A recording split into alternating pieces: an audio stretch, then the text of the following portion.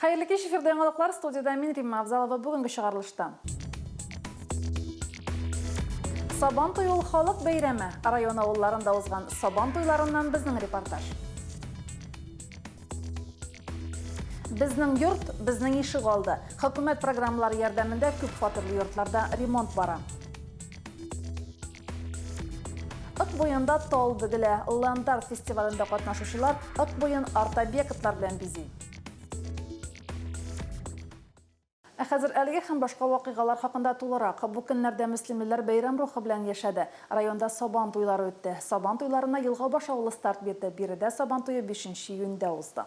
Елгабаш авылы Сабан туйын үткәрүдә ел сайын шушы авыл егете бүгенге көндә Алабуга шәһәрендә гомер итүче Рәшит Хәбиров зур ярдәм күрсәтте. Быел да Рәшит Хәбиров уен бәйгеләрдә катнашучыларга саллы бүләкләр әзерләгән иде. Сабан туйында быел бик кадерле чөнки узган ел Сабан туйлары бер җирдә дә үтмәде, халык инде бәйрәмгә сусады. Менә шуңа инде без көчле спонсорларыбыз безнең бар, аларның ярдәме белән менә шушы беренче үткәреп халыкны күбрәк җыеп, күбрәк тамаша кылу өчен бүген менә шушы матур бәйрәмебезне ачып йөрәбез. Районда беренчеләрдән булып Игелекле райондашыбызның авылдашларына ясаган тагын бер бүләге танылган эстрада җырчылары Раяз Васыхов белән Филюс Кахиров чыгышлары булгандыр. Хәзер шул вакытларда бит инде колхозларны тараттылар.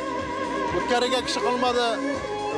Әле пакайша хәл булганда, возможность булган вакытта авыл тирәсендәге шул халыкны җыеп бер матур бәйрәм үткәрү безнең инде тәртипкә кирип калды. Ел саен Алла бирсә, исәнлек булса үткәрергә җыенабыз. Сабан туйының милли уеннары авыш баганага менү, көянтә чиләкләр белән су ташу, капчык киеп йөгерүдән тыш, кул көрәше кебек спорт ярышлары да оештырылды. Мин тырышнакка Сабан туйына килдем. Мин картлар йортында яшәйм. Ошо бик күңелле, Аллага шөкер. Үзебез Красноярдан килдек. Иптәшем жылга башта туып үскән монда. Сабан туй күңелле инде ул. Ярышлар күңелле. Элеккесен бак атлар гына бетте. Көрәш карарга яратабыз. Үзебез дә катнаша торган ихтә яшьрәк чагында хәзер улгайтты инде. Шу карап кына утырабыз. Мин Елгабаш авыл кызы. Киевдә Минзәлә районында, менә Минзәлә районыннан килдек. Барыбыз да бик яратып, Елгабаш Сабан туйында бик көчле үтә. Рәхмәт. Яңа уеннарда тәкъдим ителде. Алысы кешесе дәррәү кубып әтәч артыннан куды. Гаилә ярышында аякларны бәйләп йөгерергә туры килде. Сабан туйының иң көтүп алынган ярышлары татарча көрәш. Аңа гадәттәгечә кичкенәләр старт бирде. Сабан туй иң беренче балалар өчен бик зур бәйрәм. Безнең өчен зур бәйрәм, өлкәннәр өчен зур бәйрәм. Һәркем үзенең туганнары белән очраша, туганнар кунакка кайта. Классташлар белән очрашу, менә инде классташларны күрәбез, сөйләшәбез. Бик матур итеп җыелганнар, шундый матур бәйрәм оештырганнар. Рәхмәт оештыручыларга. Мин Елгабаш авылында туып үстем. Җилда шушы Сабан туйны бала-чага кебек көтеп алабыз инде. Менә быел да бик матур көннәр һәм бик матур, бик кеше бик күп булыр кебек күренә. Рәхмәт инде Рәшит Галәүшкә. Ул оештыра. Сабан туйына сәүдәгәрләр дә күпләп килгән иде. Балалар батутта сикереп, татлы мамык ашап рәхәтләнде. Римма Авзалова, Динар Нуруддинов, Мөслим телевидениесе. 12-13 июнь көннәрендә районыбызның башка авылларында да Сабан туйлар гөрләде. Безнең иҗат төркеме Мәлләтамак авылы Сабан туйында катнашты. Сабан туйларына язгы кырышлары төгәлләнгәч үткәргәннәр. Бәйрәмнең исеме дә Сабан туйы. Сабан бәйрәм итә димәк. Мәлләтамак Сабан туйында катнашучылар да бер авыздан шушы фикерне сызыклады. Мәлләтамак Сабан туйында иң элек авыл хуҗалыгы хезмәтчәннәре хөрмәтләнде. Егет кызларга инвестор Шолл икмәге акционерлык җәмгыяте генераль директоры Рафаэль Юнысовның рәхмәт хатлары тапшырылды. Туган ел агрофирмасының кырбатыры Илнар Сөләйманов иңнәренә тәкә салып мәйданны урады. Халкыбыз ошо язгы кырышларын тәмамлаганнан соң шулайтырып калып, халыкны җыеп, рәхмәтен әйтеп, хезмәт батырларына, ошо дөньяны алып баручыларга, күрә бездә бүген ошо традицияне бозмыйча, ошо бәйрәмебезне оештырырга уйладык. Аны тамамда үткәреп килдек, менә без һәркемнән төп бәйрәмебез мәлләрдә үткәрәбез. Сабантуй халкыбыздың милли уеннары белән үрелеп барды. Уеннарга балалар арасында оештырылучы күз бәйләп бүләк кисү старт бирде. Элегелектән Сабантуйның төп бизәге булган авыш баганага менү, шүлмәк вату, капчык сугышы һәм башка уеннар тәкъдим ителде. Шул ук вакытта гер күтәрү, кул көрәше, йөгерү кебек спорт ярышлары да игътибардан читтә калмады. Бәйрәм шул кадәр күңелле үтә. Балалар, өлкәннәр дә бергәләп күңел ачалар. Безгә танылган артистлар бәйрәм концерты бүләк иттеләр. Балалар да, өлкәннәр дә уеннарда бик теләп катнашалар. Сабантуйда күңелле бәйрәм юк. Нәрсәсе күңелле? Bütün kişilerin oynağı, külüğü, işraşı, dostlar bilen, tanışlar bilen, görünmeyen konaklar bilen sami eybeti. Мен bu avulda туганмын. Benim иң яраткан авылым бу. Мен Москвадан кайттым. Бик күңелле, бик матур. Bütün авыл безнең туганнар. Бүтүнсендә шыраттым, Аллага шөкер. Бүтүнсендә хорошо, бүтүнсендә яхшы. Җырчы Марат Фәйрушин бәйрәмне ямьләде. Якташыбыз Габидулла Хөрмәтуллин да җыр аша сәламнәрен юллады. Сабантуй башылашын, шәрің улы бәйрәмінде ол. Не деп айтасың енді? Біз электрикте шәрінде шылай болды ол. Мен өзімді 2 мала жүрділер шылай. Ауылда ішінде қалдыңғылар. Жеризde Sabantuyu'na varmış ya, bunda millet ama Sabantuyu'na girdim. Bunda bizim tuğanlar var. Jelizde millet Sabantuyu'ya bir koşuyor. Bunda bir kumille artistler. Бик матур, uyuşturganlar. Татарстанның иң жараткан, иң кадерле бәйрәм шушы инде бер. Шул нәмәкә әйтәм инде. Үзем балак шундый мен бик алан итмәр түгел, 80 яшьтәгенә әллә түгел. Ел сайын шушында килеп әдер малайлар уйнатып берем инде. Яратам Сабантуйны.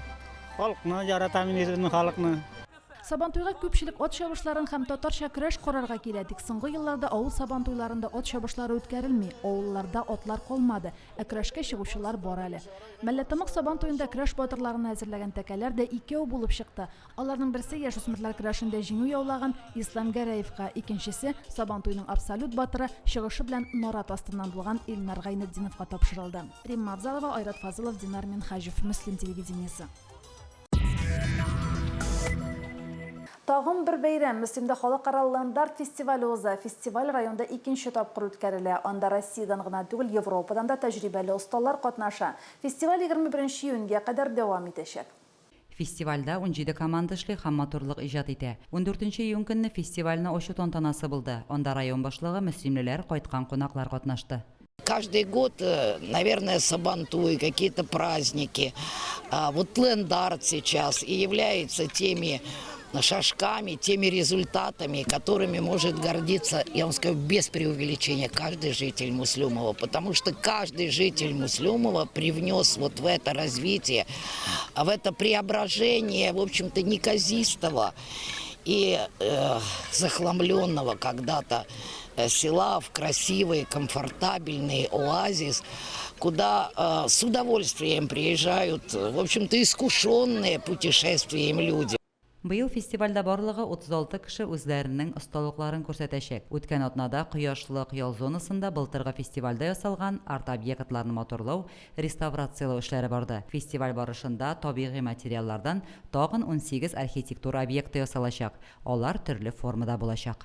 Все здорово, все нравится. Еще с прошлого раза осталось очень много впечатлений, эмоций. Надеемся, что в этот раз будет все еще масштабнее, интереснее. Большое спасибо Рамилю Хамзовичу, что организовывает такие фестивали, приглашает. С радостью участвую. Я участвую в ленд-арт-фестивале первый год. Масштабы, конечно, грандиозные. У вас великолепная набережная, просто невероятные какие-то размеры. Очень все красиво и гостеприимный народ. Нам это очень импонирует. Фестивальдә катнашучы рәссам һәм дизайнерлар өчен арт-объектлар ясарга тимердән эшләнмәләр, тал ботаклары әзерләп куелган. 19 елына бик матурына үтеп киткән, яның инде ясалган менә арт объектлары безнең район өчен булды, калды. Фотозоналар ясалды. Хәзер инде Сабантуйга менә багышлап, икенче международный фестивальне уздырып, 18 улы арт объект ясалачак. Һәм инде бәләкәй кеше 30 шар өстәмә. И менә мондай күреп торасыз, шушында елкалар үреп матур итеп бирәчәкләр. Алдан безнең килделәр инде менә 8 кеше Новосибирсктан, алар инде безнең алдан ясалган конструкцияларны матурлап, сыйфатлап, ясап куялар. Хәзер Мөслимгә Россия шәһәрләреннән генә түгел, хәтта чит илләрдән дә кунаклар килә. Акбуендагы матур үзгәрешләр җанга рәхәтлек бирә. Дизайнерлар тудырган үзенчәлекле әсәрләр җирлегебезгә бүләк булып, әле бик күп еллар яр буйларын бизәп торыр. Лилия Шәймиева, Динар Нуртдинов, Мөслим телевидениесе. Йортлар да матурлана, яңа күлмәк кия. Бу көннәрдә күп фатирлы йортларда капиталь ремонт бара. Капиталь ремонт программасы буенча башкарыла. Теманы Лилия Шәймиева дәвам итә. Быел Мөслимнең Пушкин урамындагы 78-нче, 86-нче, 88-нче йортларында фасад ремонты үткәрелә. Бу эш апрель айында башланган иде. Хәзер инде төгәлләнү алдында. Былтыр инде безнең өйләрне ремонтлап бетерделәр дә инде. Менә быел күршедәге өйләрне ремонтладылар. Ишегалларга бик матурлайды инде. Элек кебек пычраклар юк инде. Ярып пычрак ярый торган юк инде. Илләребез матурлана, Аллага шөкер. Матурлана бөтен җирдә җитәләр. Менә бу эштәге әйбергә тарак тотынып дирим. Теге мине торбасына. Аны кистеләр. Аны куйсалар шәпләр. Күп фатирлы йортларга ремонт үткәрүгә иң нык сөенүчеләр шушында гомер итүчеләр. Чөнки аларның бөтен гомерләре шушы йортларда узган. Балалары да шушында үсеп буй җиткән. Бу йортлар 1989 елда төзелгән булган. Ремонт башкаручылар да бик төгәл итеп тырышып эшлиләр. 3 дистә елдан артык ремонт күрмәгән йортларның матурлануы үзе бер сөенеч бит. Лилия Шәймиева, Динар Минхаҗев, Мөслим телевидениесе. Безнең ишегалды, бу да хөкүмәт программасы. Безнең ишегалды программасы нигезендә күп фатирлы йортларның ишегаллары төзекләндерелә. Быел бу программага кайсы йортлар кергән һәм нинди эшләр башкарыла, шул хакта алдагы сюжетта. Безнең ишегалды программасы җирлегебез өчен ят түгел. Программага гамәлгә кергәннән соң Мөслимдә кооператив урамында күп фатирлы йортларга караган 2 ишегалды төзекләндерелде. Biz şuşu ишек алдында яшәүебезгә бик тә бәхетле. Безнең балаларыбызга, оныкларыбызга бигрәк бик матур двор ясалды. Балалар площадкасы. Балаларыбызны аерып алып булмый моннан. Кирмибез дип елыйлар. Без бик зур рәхмәтле. Үзебезнең ишегаллары төзекләнә, матурлана, балаларга уйнарга җитәрлек. Уйнарлык. Bütün җирләр чиста, һәр көн чистартылып тора, иртә кич дигән. Ишегалында нинди проблема булса инде. Менә шушы стоянкага итәлмибез инде. Түбәнлек бит. Суның китәр җире юк. Шушында җыелып кала. Аннан менә бөтенесе бу таба үрелә. Аягында итек булмаса, кирип булмый. Бутып булмаса. Шуны карасалар гына инде. Калган җирләр җитешле инде. Бик матур булды. Бик сөенәбез, бик интеккәнбез. Ник элегрәк булмады икән дип йөрибез хәзер. Рәхәт. Молодец, рәхмәт Муллинга. Быел кооператив урамындагы 227, 229, 239 йортларына һәм Гагарин урамындагы 1-нче, Банык урамындагы 60-нчы, Тукай урамындагы 40-нчы йортлар ишегалларына ремонт керә. Безнең ишегалды дәүләт программасы хисаларында Гагарина 1 ишегалдында ремонт эшләре бар. Монда площадь инде тротуарлар, юлларны инде бордюрлар площадь инде монда детский площадка булачак. Бу төштә стоянка инде. Мәләтамак авылының яшьләр урамында урнашкан 8-нче йорт ишегалды да безнең ишегалды программасы буенча төзекләндереләчәк. Ишегалларына бүгенге көндә брусчатка җәелә, яктырткычлар куела. Башта үзгәрешләрне кабул итәргә теләмәсә дә, матур яхшы әйбергә халык тиз өйрәнә. Тик матурлыкны саклый да белергә кирәк бит әле. Лилия Шәймиева, Динар Минхаҗев, Мөслим телевидениесе. Гадәттән тыш хәлләр комиссиясының утырышы узды. Аны башкарма комитеты җитәкчесе Рафаэль Демидов алып барды. Рафаэль Демидов янгын куркынычсызлыгы мәсьәләсенә игътибарны арттырырга чакырды.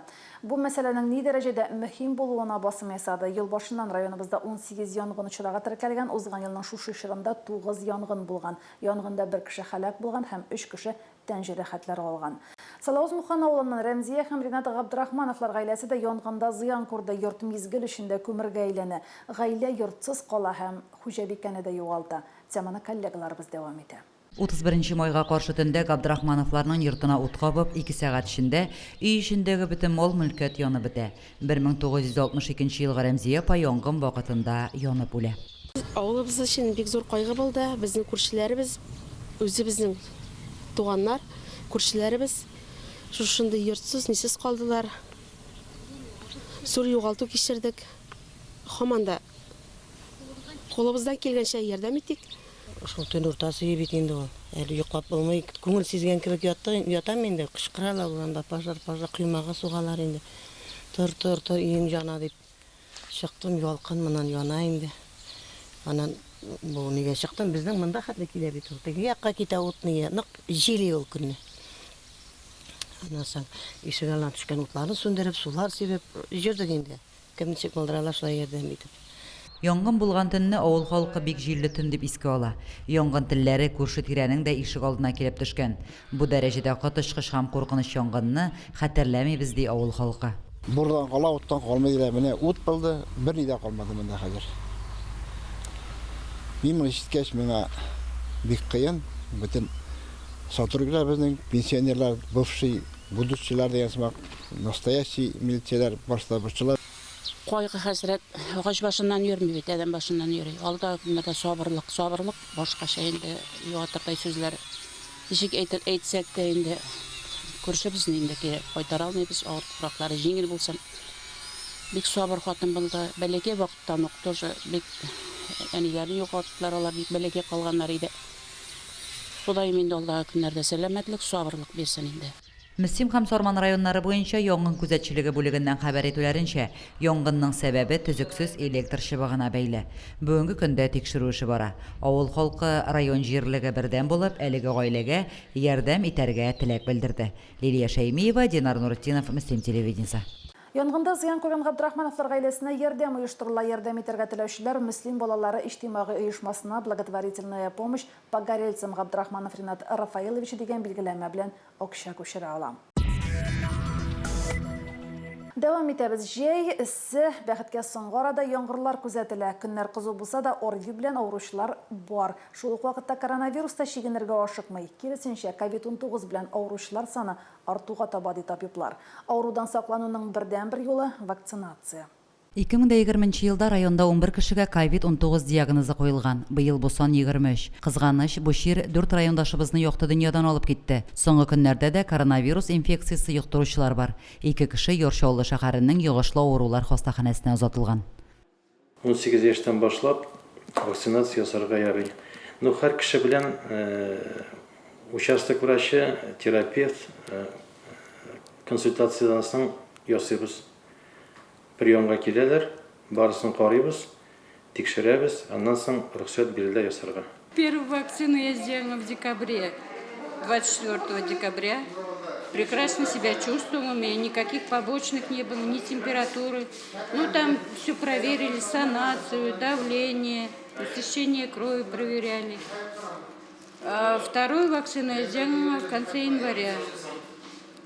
Тоже нормально себя чувствовала. Уговорила мужа сделать. Халык үзенең сәламәтлеге өчен хәзер битараф түгел. Шуңа күрә вакцина кайта. Вакцинаны 2 көндә лисажиданиягә язып торабыз. 2 көндә вакцина ясалып бетә. Шуңа күрә килегез, вакытында үз сәламәтлегегезгә зыян ясамагыз. Мөслим районында вакцинаның беренче компонентын 2581, икенче компонентын 1964 кеше ясаткан. Коронавируска каршы вакцинация безнең районда бара. Бүгенге көндә 2530 вакцина кайтты.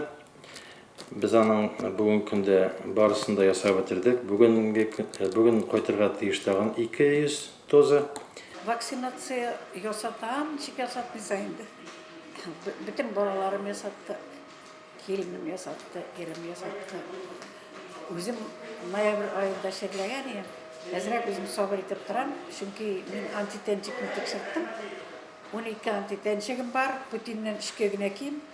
Шулай булгач әзрәк сабыр итәм дә, айлар үткәч үзем дә ясатам.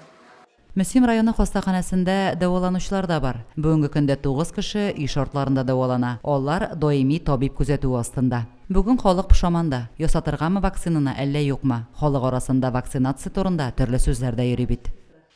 Пока безнең районда 60% кеше вакцинация ясалмаса, бу чирне җиңү бик авыр. 60%-та әз булырга тиеш түгел. Интернетта язалар, күп язалар, шелтәрләрдә начар мнениелар, вакцинация каршы язулар бар. Аның барысына да ышанмагыз. Ясаган кешеләрнең бөтенесе яхшы кичерде вакцинацияны. Противопоказания они есть, конечно. Так, например, онкологические больные в процессе химиотерапии, адъювантной терапии или лучевой терапии, нежелательно вакцинацию, конечно. Есть аллергические формы заболеваний, которые, значит, также могут быть препятствием для вакцинации. Коронавирусқа мен вакцина жасаттым. Вакцинаны һәр кеше жасатырга тиеш. Чөнки бу вакцина жасату үзеңне саклау һәм барлык туганнарны саклау дигән сүз. Вакцинаны 18 яшы тулган һәркем ясата ала. Прививка ясатканнан соң кеше коронавирус йоктырмаячак дип әйтеп булмый. Әмма прививка ясатучылар ширне җиңел яки симптомсыз гына үткәрәчәк ди табиблар. Лилия Шәймиева, Динар Менхаҗев, Мөслим телевидениесе. Ел сайын июнь башында социаль хезмәткәрләр һөнәри бәйрәмнәрен билгеләп үтә. Быел да алар бәйрәмне тантаналы шартларда үткәрде. Бәйрәмдә Мөнира Арсланова да катнашты. 30-нчы санлы Республика матди ярдәм күрсәтү үзәге филиалын, Маяк халыкка социаль хезмәт күрсәтү үзәген, картлар һәм инвалидлар йортын берләштерүче район социаль яклау бүлегендә барлыгы 103 кеше хезмәт куя. Әлеге хезмәт күрсәтү учреждениелары ай сайын 8 меңләп кешегә социаль хезмәт күрсәтә. Моннан тыш төрле төрдәге 100-гә якын социаль хезмәт оештырылган. Коронавируска бәйле вәзгыятьтә социаль хезмәткәрләр кайгыртучысыз калган өлкәннәр өчен төп ярдәмче булды. 9 июнь көнне социаль хезмәткәрләрне һөнәри бәйрәмнәре уңаеннан видеорежимда Республика хезмәт, мәшгульлек һәм социаль яклау министры Эльмира Зарипова, район башкарма комитеты җитәкчесе урынбасары Марина Бәдретдинова, район ветераннар советы рәисе Илгиз Низамов котлады. Үз коллективлары җитәкчеләре дә тантаналы шартларда тәбрикләде. Бер төркем хезмәткәрләр Республика хезмәт, мәшгульлек һәм социаль яклау министрлыгының, район башлыгының мактау кәгазьләренә һәм рәхмәт хатларына лаек булды. Социаль яклау бүлеге, картлар һәм инвалидлар йорты, Маяк халыкка социаль хезмәт күрсәтү үзәге җитәкчеләре дә үз хезмәткәрләрен бүләкләде. Чарада ЮХИДИның район бүлеге җитәкчесе Айнур Хайретдинов һәм юл хәрәкәте иминлеге дәүләт бюджет учреждениесенең Сарман һәм Мөслим районнары бүлекчәсе җитәкчесе Алсу Сиддикова да катнашты. Алар да тәбрикләүләрен җиткерделәр һәм бала төп пассажир операциясе кысаларында чарага әнисе Алиса белән килгән кечкенә Сөмбел Харитоновага автомобиль креслосы тапшырдылар. Социаль хезмәткәрләр хөрмәтенә район үз эшчәннәре җыр-моңнарын яңгыратты. Мөнира Арсланова, Динар Нуретдинов, Мөслим телевидениесе. Ел сайын 1 апрельдән 31 майга кадәр республикада эко-яз акциясы үтте. Акцияның район этабында төрле номинациялар буенча җиңүчеләр билгеләнде. Мөслимнең Миләшкәй балалар бакчасы иң яхшы балалар бакчасы, лицей иң яхшы мәктәп, Мөслимнән Абсаттаровлар гаиләсе иң яхшы гаилә, Мөслим хуҗалык тәэмин итү предприятиесе иң яхшы предприятие исемен алды. Мөслимдәге Авзалов урамындагы 1 Бакув фатирлы йорты иң яхшы эко-ише алды номинациясында җиңүче булды. Җиңүчеләргә Татарстан Республикасы экология һәм табигать ресурслары министрлыгының дипломнары һәм истәлекле бүләкләр тапшырылды. Бүгенге шулар, мин Римма Авзалова сезнең белән саубуллашам. Исән-имин булыгыз, бездән аерылмагыз.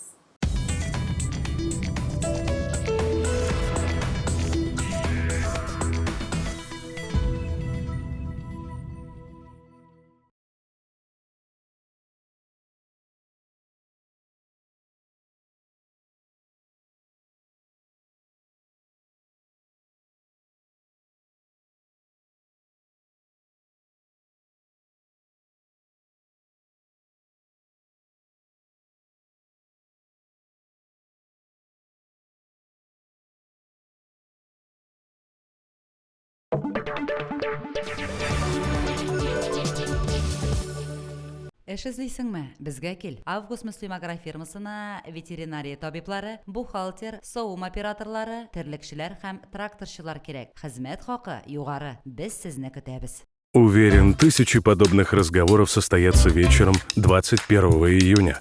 Узнаешь себя? Так, Лен, ты мне лучше скажи, мы в Питер 8 сентября едем? Тогда давай билеты и гостиницу заранее забронируем, пока дешево. С аперолем на веранде зависнуть? Ну, я бы с радостью, но мне нужно утром в Икею сгонять. Выбрать стол, шторы. Завтра утром надо будет только зайти на кафедру и проставить последний экзамен автоматом.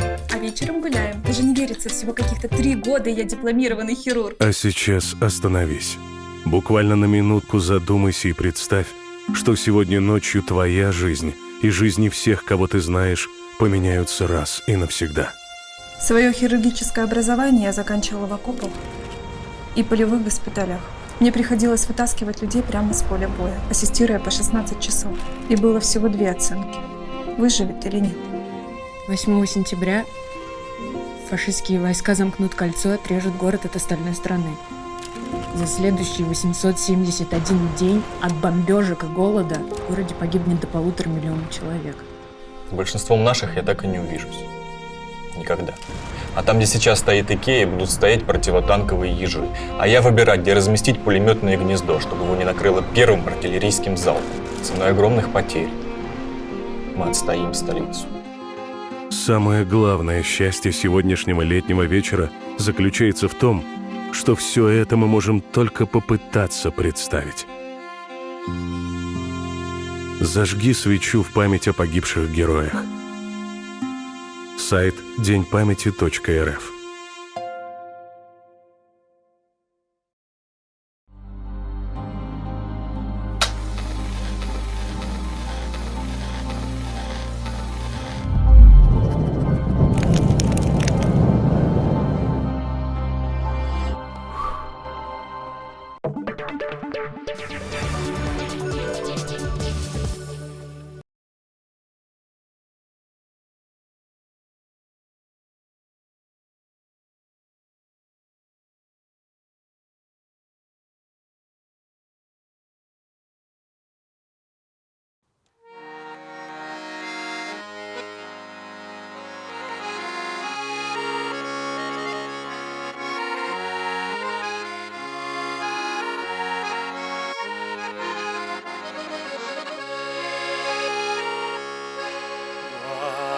Tulumların uğramız ötem Kış ceylerini kütem her vakit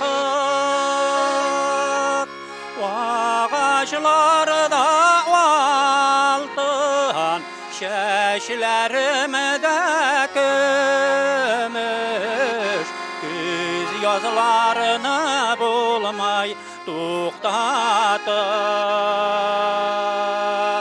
ağaçlarda oltin shashlarımda kumush ko'z yozlarini bo'lmay to'xtatib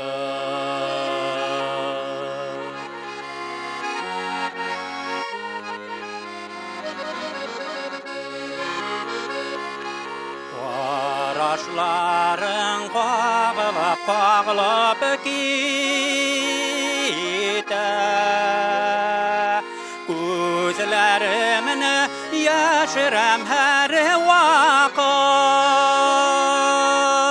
Sekundlarni g'ana minutlarni g'ana Saatlarini bo'lmay to'xtatib